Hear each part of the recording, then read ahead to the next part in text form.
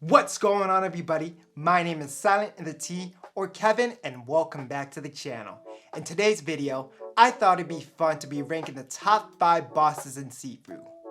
Me personally, I think the bosses in Sifu are the highlights of the game. They could be fun, they could be challenging, and oh boy, they could be brutal. Anyways, I hope you guys enjoyed the video, and if you guys do, press the like button and subscribe below to see more content in the future. So let's just jump right into it. Coming in at number 5, we got Jin Fang.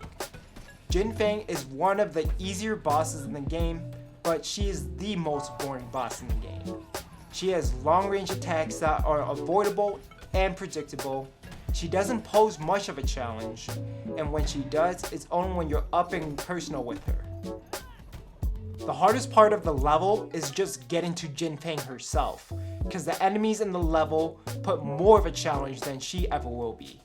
And that's why I rank her as number 5. Coming in at number 4, we got Fajar, the first boss in the game, and he puts more of a challenge than Jin Fang. The reason I put Fajar at number 4 is because he's just very frustrating to fight with. You're confined in this very small and narrow pathway, and he does these little kicks that kicks you against the wall and you take damage when he does. And he has all these kick combos that I swear I can't time right, and it's just Granted, I did try to fight him without hitting him, and that made it way more harder than it should have, but regardless, that's the reason why I put him at number 4. Coming in at number 3, we got Big Ol' Sean. And I know a lot of people struggle with this boss. They despise him. But me personally, I don't think he's so bad. He does give you a good enough challenge, but once you know his patterns, he's actually kind of fun. The reason why I put Sean at number 3 is, like I said, he gives you a good fun challenge. Once you know his patterns and know how to avoid and attack him, it's kind of mesmerizing to me. The two biggest issues I see is his sweep attack, which I don't think is too bad since he has this wind-up animation where you clearly see he's about to do it, and 2, the camera angle. And coming from a guy who's played Kingdom Hearts all his life and camera angle is the biggest issues in those games, I've learned to live with it. But anyways, that's literally the reason why I put him at number 3.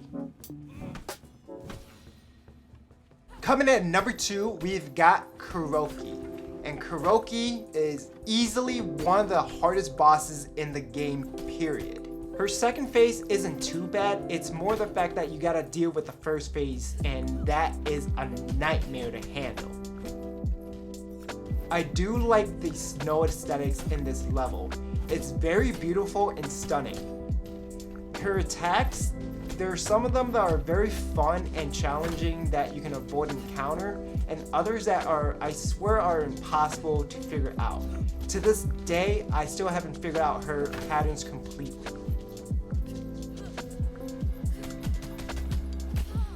I don't have a definitive reason why I put Kuroki at number 2. It's just more the fact that there's something about Kuroki coming back to her, fighting her over and over again, and finally beating her at an early age makes it so satisfying.